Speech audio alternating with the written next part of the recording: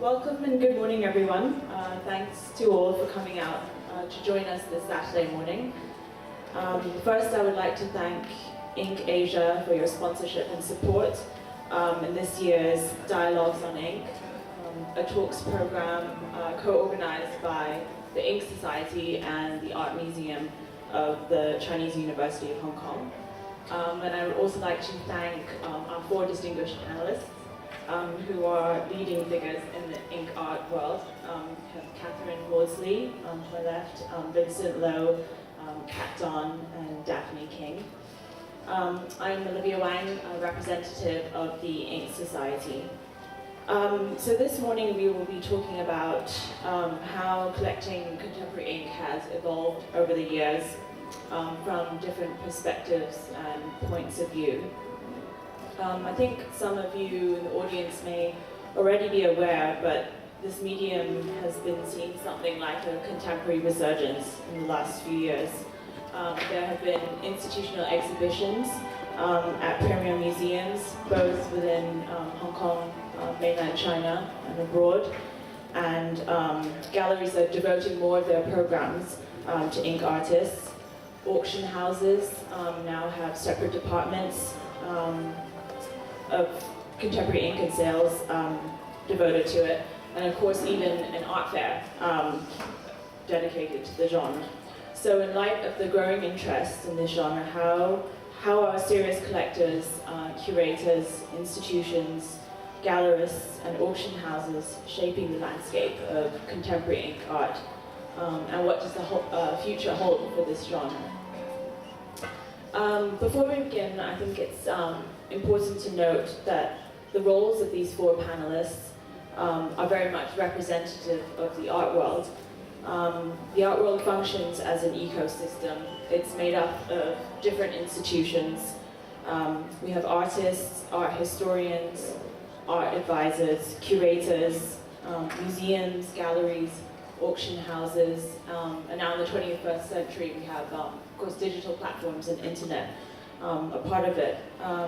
So like in the natural world, we have where an ecosystem refers to a network of relationships.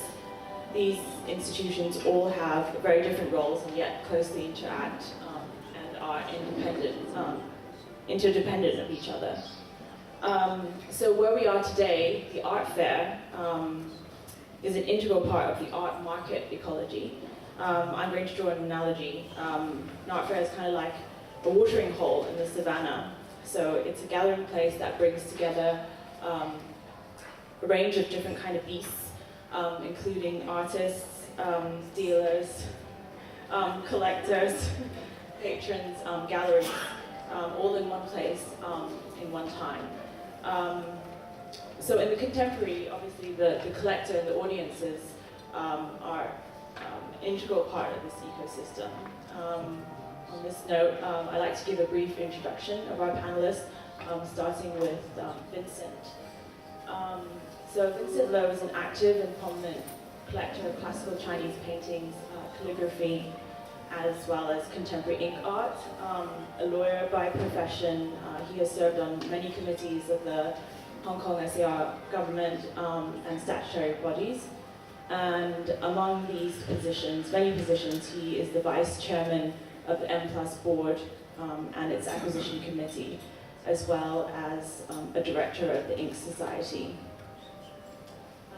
We also have Catherine Maudsley, who is an independent art advisor, curator, art historian, and educator who has lived in Hong Kong for more than 30 years. She works with many important collectors worldwide, managing their collections, curating, researching, and providing strategic overviews of their collections. Catherine has curated many exhibitions on ink, actually too many to mention right now, and her writings have been widely published in art journals and art-related books. And we have Daphne, who is the director of Allison Fine Arts, a Hong Kong-based gallery that has been synonymous with the Chinese art world for over a generation. She formally took over operations of the gallery in 2011 and since then has curated several landmark exhibitions, including most recently a very impressive large-scale exhibition held at the Hong Kong Central Library, celebrating the gallery's 35th anniversary. Daphne is also a very active patron of the arts.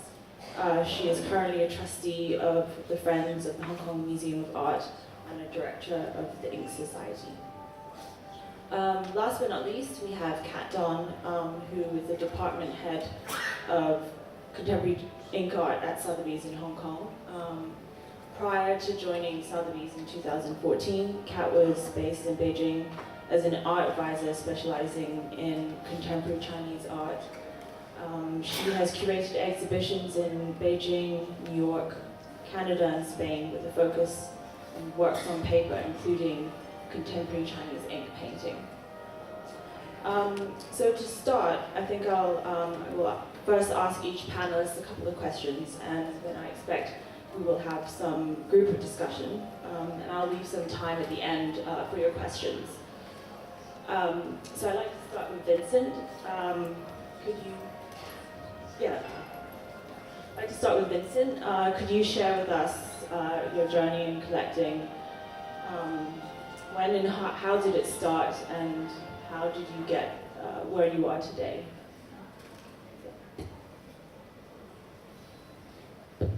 Yes, thank you, Olivia. Well, I started my journey into collecting sometime back in the 80s. In fact, my first purchase wasn't in Hong Kong. I was traveling in China, and then the guy took me to the Shanghai Art Academy. At that time, of course, they sold works of the teachers in the Shanghai Art Academy. So I purchased a few artworks. Just as a tourist, I think that was the starting point. But unfortunately, of course, they all turned out to be minor artists. So it was not all the star artists of today. So had I had the good eyes, I could have picked some of the star artists of today, but I didn't. And then, back then when I went back to Hong Kong, and then my office was in Central. So during lunchtime, so when I finished my lunch, I roam around in Central looking for interesting things. And then there were a number of galleries at the time in Hong Kong. The one which I frequently visited was the Zhap Gu Zai, which is those by they sold, or they still sell 19th and 20th century Chinese paintings and calligraphy. And this is where I pick up some of my collection there. And then the other one, of course, Edison Fine Art, which is, of course, in Princeton Building, which is very easy. So you just go there, and then you have a chat with Alice, and then if I see something that I can afford, then I just pick them up. And then the third one, of course, is Han Art. Han Art at the time, of course, was run by Harold Wong and Johnson Chang. And it was in Hollywood Road, a little bit far from the Central, but it was still very convenient. So if you have time, I can go there and have a chat with Harold and Johnson. And I pick up a lot of the work from them, mainly classical painting as well as at that time contemporary artwork from them. That was how I started my journey. And later on, of course, and a lot of them were purchased from the auction houses. So that is a short introduction of my collection.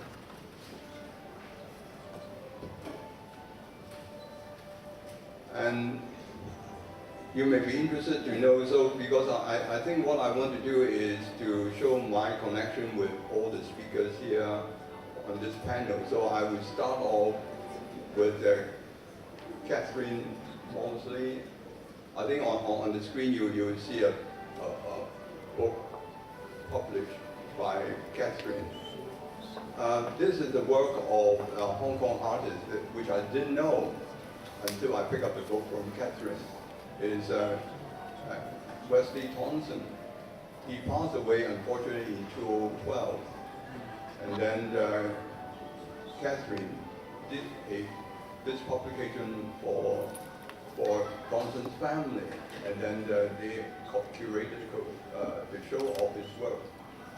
And amazingly, I discovered this artist because this is the latest stage of his work. It's all done by hand painting, finger painting. Finger painting has been with China for a long time. But of course, taking to this new level, which I thought it was wonderful. That's why I thought that this is a book which inspired me. And fortunately, this year, the auction houses put up one of his paintings there for auction. So I snapped it up. So that is another question I want to ask the auction houses.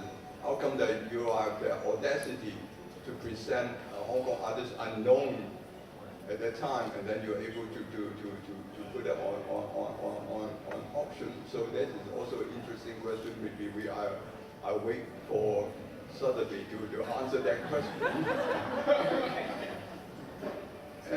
And the other, of course, I will try to also some of the images we I pick up from Edison Fine Art, so that will also give you some idea.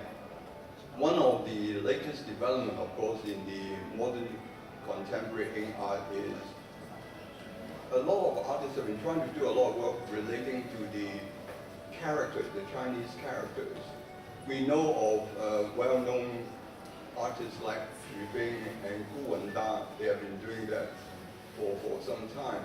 But then you have this new artist, Wei Gang, who also did it in a different way. So this one looked as if there's a lot of lines there may not be meaningful to a lot of people, especially for those people who do not understand Chinese, but actually it's coming from two words. Ban Feng, if I translate, is phoenix by the seaside. It is actually, if for those people who can read and write Chinese, probably you can figure out how he sort of change the composition, and then it becomes a pictorial picture. So this is Wei Gang's work. Another one, well, this is of course considered one of the pioneers of the modern Chinese contemporary ink art, is Wu Gang. I think his is more or less the same as Wei Gang. He twists around some of the words and then it became a beautiful pictures here. He is talking about, the title of this one is Ming Na Ji Sing in English, Sang in Sprouting. So how are you going to present the image of springtime and also of symbol of fertility? So he resort to the image of a frog. Frog, of course, is a symbol of fertility. If you look carefully, actually, the word on the left-hand side actually is a word of frog, a Chinese word. So you just sort of change the composition of the word, and then it becomes a picture. Wu Gang is famous because he was the first Chinese painter who was picked by Rothschild to design the label for the Rothschild famous wine. So that's why as a result he was well known in the western part of the world for his contemporary ink art. Well, another artist I would like to focus on is Mr. Liang Qu. Here we have another artist who is not using ink, but he's using strips of paper to represent the ink brush stroke. To do the painting here, instead of using ink, he's using the collage technique. So layers and layers of strips of paper, and then he just, with that, he conjure up a pictorial picture. So this is another direction of the contemporary ink art is branching out. So we are not confining ourselves only to brush work, but also to collage and papers and all sorts of materials as well. And here is another. These are the two pictures, two artworks I picked up from this Hong Kong artist from Ming Chip. For those of you who attended yesterday's morning's lecture, he was talking here about his work. So he said that he could do 150 different ways of presenting the same subject matter. I didn't have 150 works, so I only have two. So I present two of his works to you, because they are exactly on the same script. It's talk about musical scripts. The one on the right-hand side, of course, you can see that he constructs the Chinese character as if it is slowly merging into the dark background. So he talk about the silence in the silent night. So that was the image he's trying to put across. And on the left-hand side, of course, he's doing something totally different. Instead of doing this silent music, here we have a musical script here. And then you can see the dots there as well. So it gives you a rhythm, the sense of rhythm. So this is using the same script, and he was able to present two different approaches and then give you two different feelings about his pictures. I think all the things represent that thanks to the art historians, the auction houses, and Gary, I was able to pick up all this work during that period of time when I was collecting. I will stop here because I think there will be a lot of other questions coming from my other panelists. Yeah, I'd like to, Catherine, you have worked with many important collectors, and could you share your experiences as an art advisor working with important collections, managing and building their collections, as well as curating meaningful exhibitions of their collections? Good morning, everybody. Thank you so much for your questions. I'm going to show you 5 slides altogether. All are installation views of exhibitions, because I thought what I could contribute most is really an overview with quite a big picture, if I may. So a nice contrast to Vincent, which is so helpful one-on-one of artists. I do work, great privilege to work with very distinguished collections who are very, very philanthropic. And I want to underline my comments by the subtitle of today's panel discussion, which is what is the future of contemporary ink? And in my view, and in the view of the distinguished collectors with whom I work, the future of contemporary ink lies in knowledge, developing the eye, connoisseurship, and education. That's where it lies. The deeper our understanding, the more we can appreciate. So the way we've approached it as collections is to publish, to host exhibitions, and the image I'm showing you now is actually in Hong Kong at the Asia Society Hong Kong Center.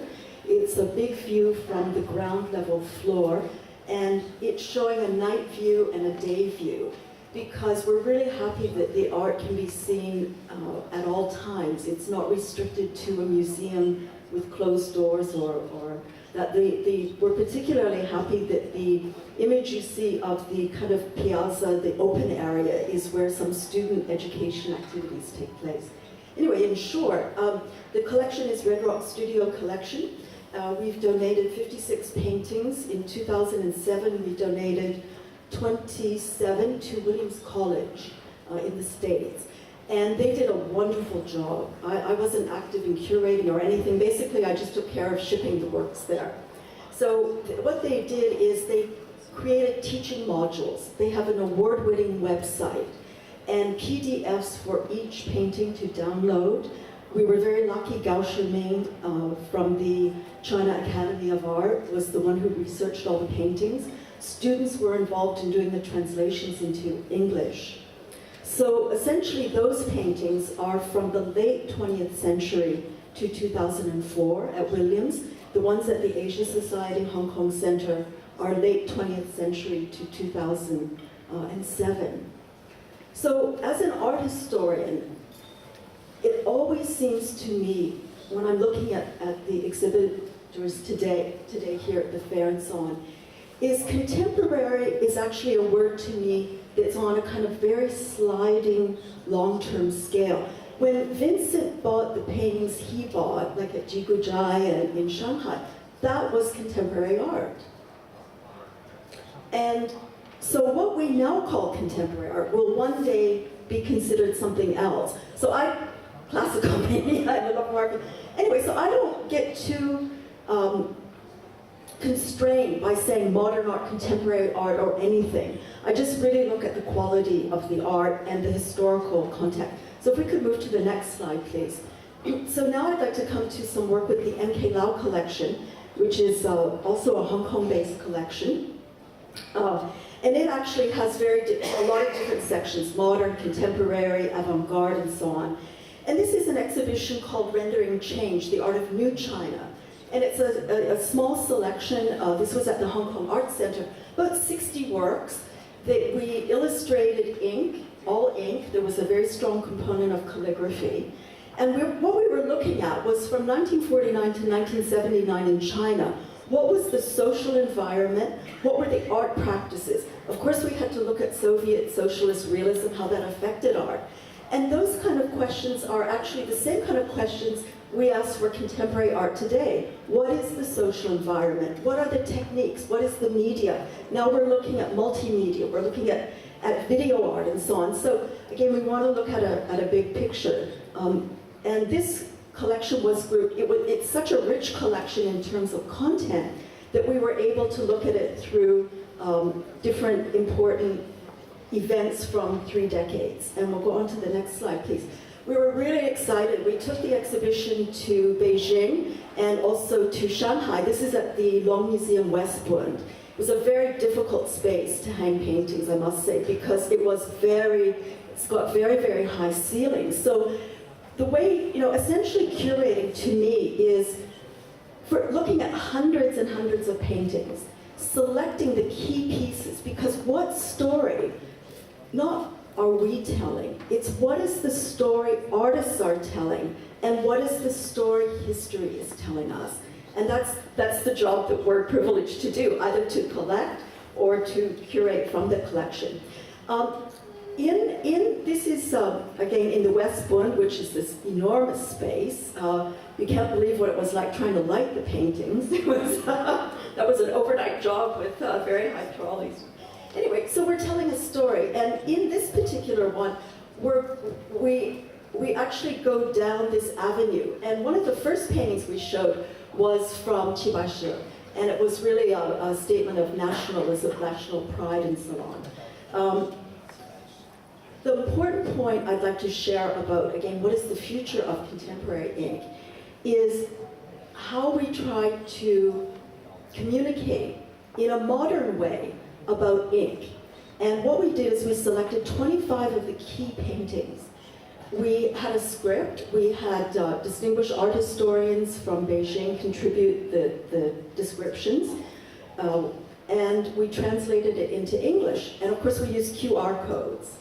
And so everybody with their smartphone was able to use the QR code and immediately access the audio in Mandarin or in English, the image, and also the written description. So for us, that was a high point because we had a generation of people who were in their 90s, who had lived through the period of rendering change, the art of New China, and we had so many young people who had not seen this art because this art is not very well known publicly. We're more aware of maybe the razzle-dazzle Cultural Revolution period propaganda posters, but there's a very rich history there. I'll go on to another slide, also from the MK Lau collection, and this is another section of our collection, which is Hong Kong artists, particularly the pioneering artist Liu Shaoquan, who is the father of the New Ink movement, and more being understood as that globally. This is from our exhibition. We did one called Mesmerized by Ink, which was Ding Yannyong and Liu Shaoquan.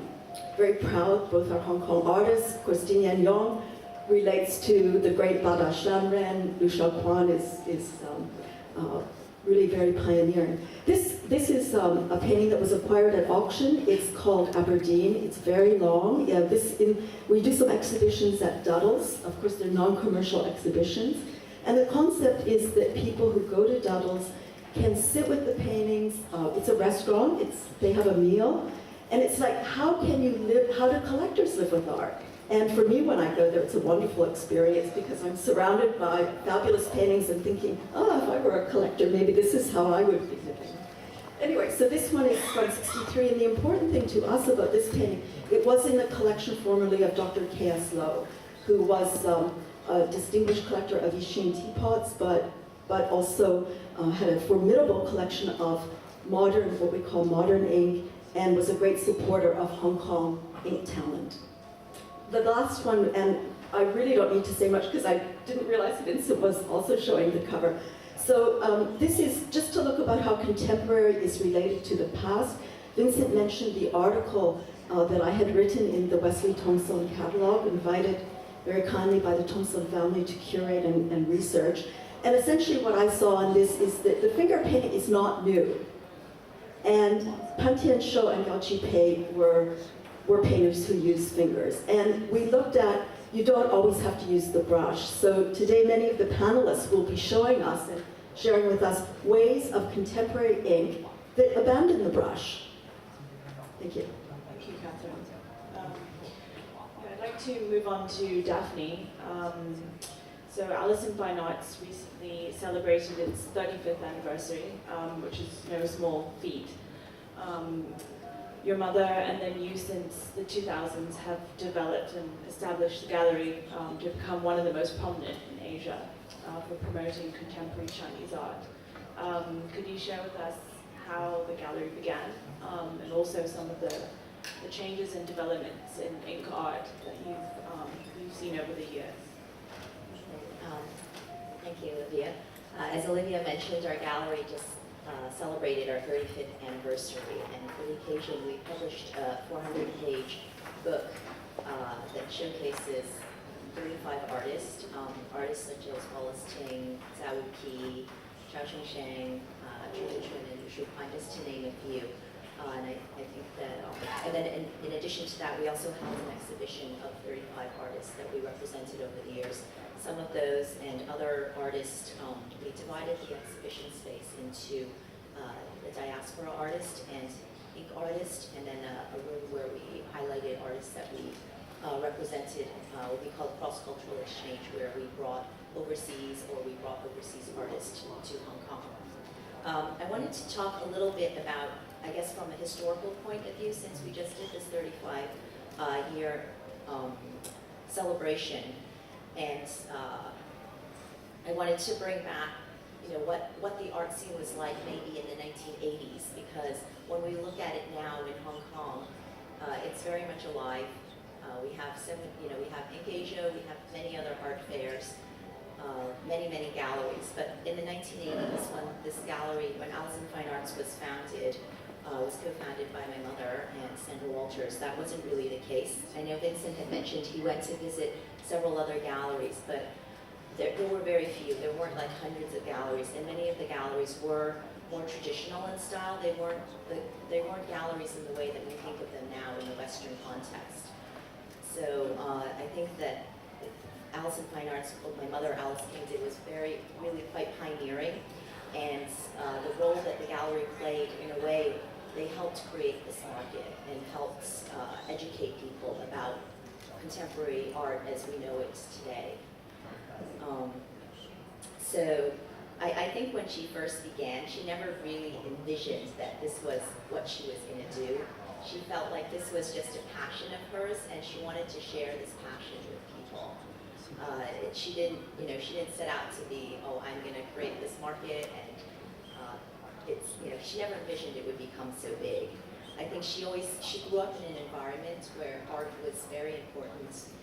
It was part of her lifestyle. Her grandfather, C.Y. Tung, who was a major shipping magnate, was also an art patron. And he, throughout the years when he went overseas on his business travels, my mother would go with him. And he would always make it a point to look up young budding artists, Chinese artists overseas, people such as Zhao Qi or Zhang Daqian, and he befriended them and supported them through the years. And at that time, my mother had already established a relationship with these young artists. And I think since we're talking about collecting, actually when my mother first started collecting, she was not collecting Chinese contemporary art. She instead focused on Chinese ceramics and also classical painting. And I think this is an important point to make because she was running a gallery. She did not want there to be a conflict of interest where she was collecting the artists that she was promoting. She didn't think that was her role. She didn't want to take the best, so-called the best pieces of work and keep it for herself. She felt it was important to place these works in important collections in museums, and that's what our gallery has been advocating throughout the years, promoting and working hand in hand with these artists to develop something like that. So if I go back a little bit about the history in the 1980s, our gallery, we first started promoting, I have a slide. I was going to use Catherine's slide on Liu Shuquan. Actually, I have get a chance to put a slide in, but this is the book that we produced, and Liu Shuquan is the artist on the cover of the book. And he, as Catherine already mentioned, is considered one of the the founder of the New Ink movement. So he's very important, and he's from Hong Kong. I think a lot of people tend to forget and think that this New Ink movement was developed in China, but actually, I think looking back historically in the 1980s, China was still quite closed, and a lot of the artists didn't have the freedom to develop in a way that they wanted to. And so Hong Kong played a very important role in doing that. And we first started exhibiting his works as early as 1984 in our gallery. And recently we also held a major exhibition for him in 2015 at Art Center that celebrated his 40th anniversary of his passing. So in the 1980s, as China started to open up more to the West, we started to show more ink paintings. But I think at that time, it wasn't really labeled as ink art as such. It was just what artists were doing in China. There were many artists in the 90s who started to work in this, in another area like political pop and cynical realism. But our gallery, my mother started, she instead focused on ink artists. And I can have the first slide. I'm just going to go through quickly, kind of in a historical context, what ink art at that time looks like. The first slide shows Zheng Li, and then the next one is Li Huasheng, and then the next one is Hong Xianteng. All three of these artists were working in the late 80s, early 90s when we showcased them, and they're probably they're dubbed, this genre would be called the new literati artist by some people. And then as we move on, the next slide is Wang Tianze. Wang Tianze is an artist who became well known in the 1990s when he first exhibited a piece at MoMA PS1 in New York, where he took a Chinese banquet and a banquet table set up with a menu, the whole, plates, chopsticks, and everything, and he wrapped it in ink. He wrapped it in Shren paper with ink on it, and then he called it Chinese ink. I guess it's an installation piece. So it was very innovative at the time, and it was he was trying to create a new language with the ink. And now this painting here is more what he's been doing more recently, where he uses incense to burn the painting, to draw the painting, instead of, he uses a brush in several layers. The bottom layer has traditional Chinese ink painting, a landscape scene, and then the top layer he uses incense. So he wants to, it's still rooted in tradition, but he's trying to create a new language for ink painting.